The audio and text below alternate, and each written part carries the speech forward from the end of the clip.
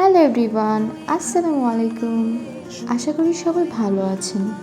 বেশ কিছুদিন যাবৎ আমার চিকেন বিরিয়ানি খেতে ইচ্ছে করছিল, তো ভাবলাম কেননা এই রেসিপিটা আপনাদের সাথে শেয়ার করা যায়।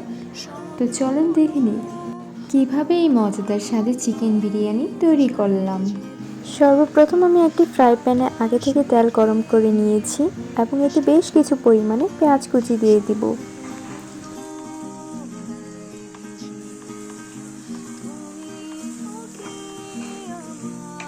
2 থেকে 3 মিনিট ভেজে পেঁয়াজ বেরেস্তা করে নেব।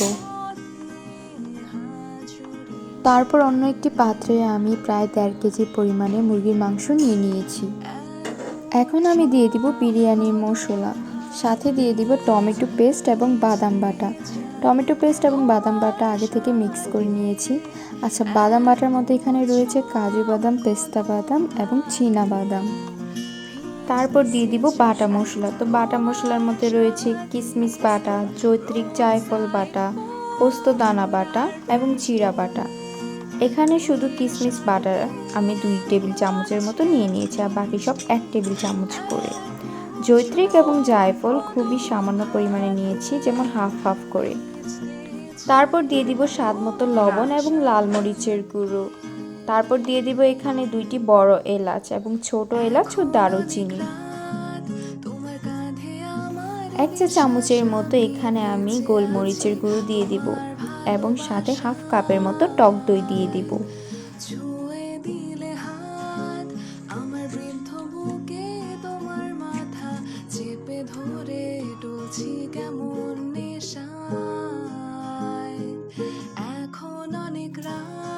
দিয়ে দিব পেঁয়াজ বেরেস্তার তেল, কেননা পেঁয়াজ বেরেস্তার তেল দিলে ফ্লেভারটা আরও দ্বিগুণ পরিমাণে বেড়ে যায়। সাথে নিয়েছি ঘি, এখানে আমি 2 চা চামচের মতো ঘি দিয়ে দিব।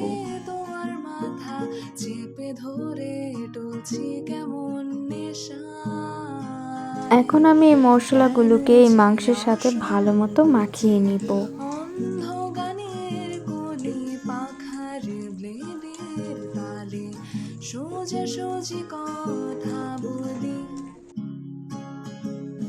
এখন আমি দিয়ে দিব এখানে 4 থেকে 5 টেবিল চামচের মতো আদা রসুন বাটা। তারপর আবারও ভালো মতো মাখিয়ে নিব এবং নর্মাল টেম্পারেচারে রেখে দিব 1 ঘন্টার জন্য।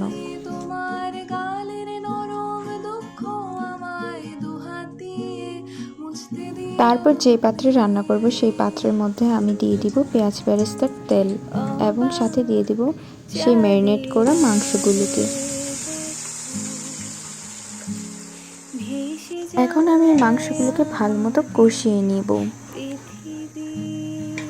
দিয়ে দিব 1 ফালি লেবুর রস, কেননা লেবুর রস দিলে মাংসগুলো খুবই সফট হয়ে যায় এবং তাড়াতাড়ি সিদ্ধ হতে সাহায্য করে।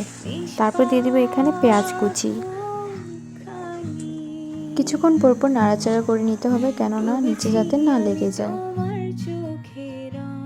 ঢাকনা দিয়ে ঢেকে দেব কমপক্ষে 5 মিনিটের জন্য।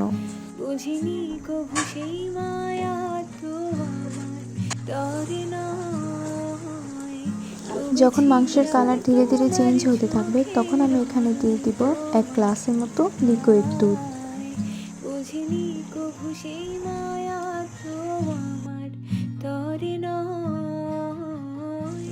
এখন আমি দিয়ে দিব টমেটো সস, এখানে আমি 1 টেবিল চামচের মতো মিনিমাম টমেটো সস দিয়েছি, আপনারা চাইলে এটা স্কিপ করতে পারেন।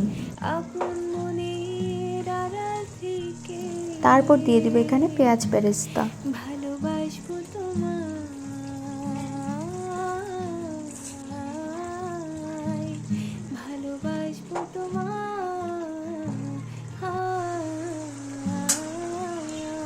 গ্রেভিটা যখন ঘন অবস্থায় চলে আসবে, তখন আমি এতে দিয়ে দিব গরম পানি। এখন এই পর্যায়ে খুবই আলতো হাতে নাড়াচাড়া করতে হবে, না হলে মাংসগুলো ছুটে আসার সম্ভাবনা থাকে।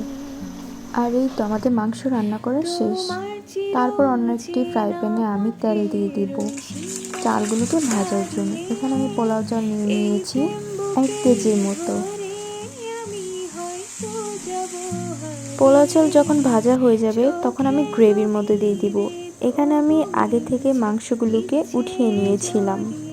কেননা মাংসগুলো এতটা পরিমাণে সফট হয়েছে যে খুলে আসারও চান্সেস ছিল, তাই আমি উঠিয়ে নিয়েছিলাম। এখন আমি দিয়ে দেবো স্বাদ মতো লবণ এবং এই গ্রেভির সাথে এই পোলাও চালগুলোকে ভালো মতো মিক্স করে নেব।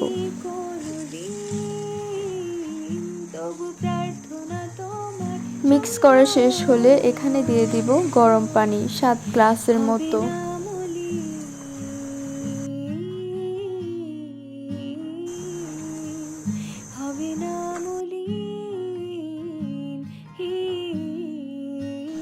তারপর দিয়ে দিব এখানে হাফ গ্লাসের মতো লিকুইড দুধ এবং ঢাকনা দিয়ে ঢেকে দিব অল্প কিছুক্ষণের জন্য।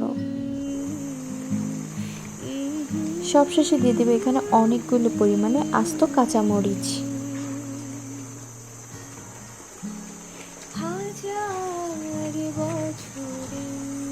তারপর আবারও ঢাকনা দিয়ে ঢেকে দিব অল্প কিছুক্ষণের জন্য।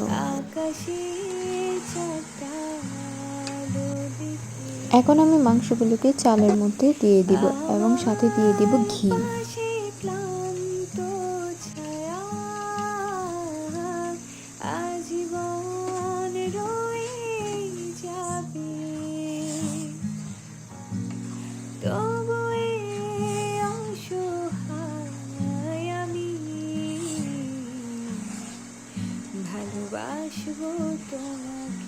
তারপর ভালো মতো মিক্স করে নেওয়া শেষ হলে এখানে আমি একটি পলিথিন দিয়ে র্যাপ করে নেব। আপনারা এখানে চাইলে অ্যালুমিনিয়াম ফয়েল ইউজ করতে পারেন এবং এটি আমি ভালো মতো র্যাপ করে দিব যাতে কোনো প্রকারের বাতাস না ঢুকতে পারে। আর এই তো তৈরি হয়ে গেল আমাদের মজাদার সাথে চিকেন বিরিয়ানি। এটা একদমই একটা বেসিক বিরিয়ানি আর খেতে এত সুস্বাদু।